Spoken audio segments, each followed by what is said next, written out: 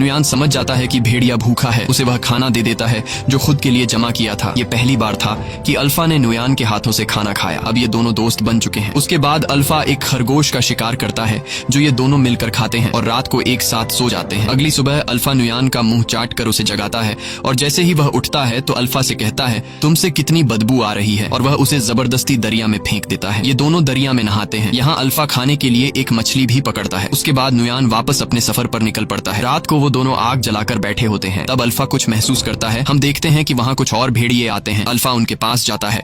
दरअसल यह अल्फा का परिवार है। नुयान समझ जाता है। वह उसे कहता है कि तुम्हें अपने परिवार के साथ जाना चाहिए और भेड़िया उनके साथ चला जाता है। अगली सुबह नुयान फिर अपने सफर पर निकल पड़ता है। अब ठंड बढ़ चुकी होती है।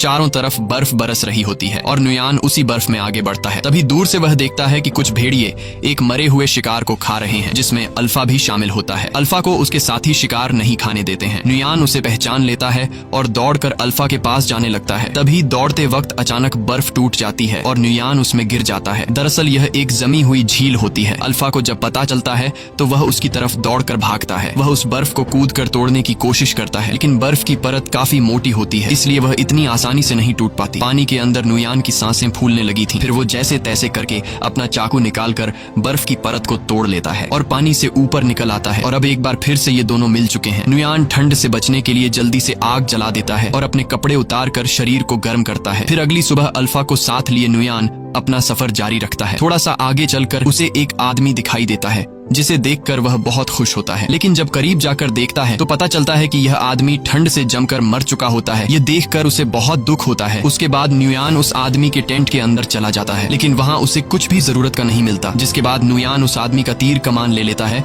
और आगे बढ़ने लगता है। तभी वह देखता है कि उनके पीछे लगड़बग्घे उनका शिकार करने के लिए आ रहे हैं। वो दोनों अपनी जान बचाने के लिए दौड़ने लग जाते हैं और एक गुफा में घुस जाते हैं। वो लगड़बग्घों से तो बच जाते हैं, लेकिन अब वो उनसे भी खतरनाक जानवर के घर में घुस गए थे। दरअसल यह गुफा एक ब्लैक पैंथर की होती है। तभी ब्लैक पैंथर नुयान पर हमला कर देता है, लेकिन उससे पहले कि वो नुयान तक पहुंचे अल्फा उस पर हमला कर देता है। जब वो दोनों लड़ रहे होते हैं तो इस बीच नुयान अल्फा को कमजोर देखकर ब्लैक पैंथर को तीर मार देता है, जिससे वो मर जाता है। अल्फा बच तो गया था, लेकिन ब्लैक पैंथर से लड़ते लड़ते कई सारी चोटें आई थी। इसके बाद नुयान अल्फा के जख्मों पर मरहम लगाता है और उसकी जान बचाने के लिए उसका शुक्रिया अदा करता है और उससे कभी न छोड़ने का वादा करता है। अगली सुबह एक बार फिर से वो दोनों अपने सफर को जारी रखते हैं। कई मील सफर करने के बाद आखिरकार नुयान को वो समाजी मिल जाती है जो उनके पूर्वजों ने बनाई थी। उसे देखकर वो बहुत खुश हो जाता है और उसे पता चलता है कि वो अब तक सही रास्ते पर चल रहा था। अब वो अपने कबीले से ज्यादा दूर नहीं, जल्द ही वो अपने कबीले के पास पहुंच जाएगा। तो अब फिर से सफर जारी रखता है, लेकिन थोड़ी दूर जाने के बाद अल्फा गिर जाता है। कमजोरी और जख्मों की वजह से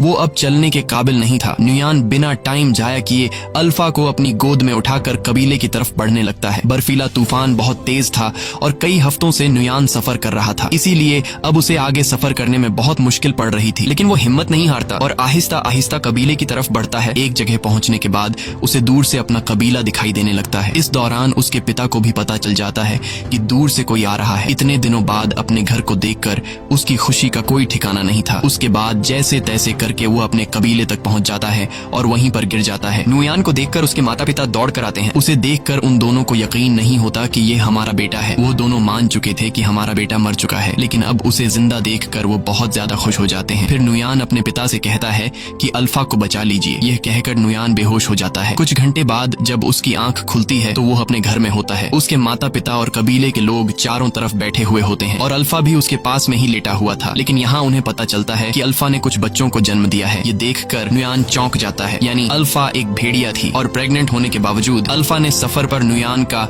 एक एक कदम पर साथ दिया। ये देखकर नुयान उसे अपने गले लगाता है और दिल ही दिल में उसका शुक्रिया अदा करता है। अब कहानी के एंड में हम देखते हैं कि कुछ हफ्ते बीतने के बाद अल्फा के बच्चे अब काफी बड़े हो चुके हैं। यह एक नए दौर की शुरुआत होती है। यहाँ इंसानों ने जानवरों से भी दोस्ती करना शुरू कर दी है। आखिर में ये दिखाया जाता है कि नुयान कई मुश्किलें झेलने के बाद आखिरकार घर पहुंच गया और अब अल्फा और उसके बच्चे भी उसके साथ थे। इसी के साथ कहानी खत्म हो जाती है।